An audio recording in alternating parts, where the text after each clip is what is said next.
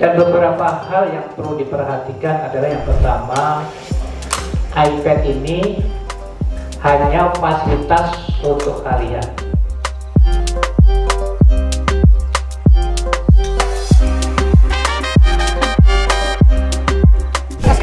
Hari ini kita lagi bagi iPad, seneng banget.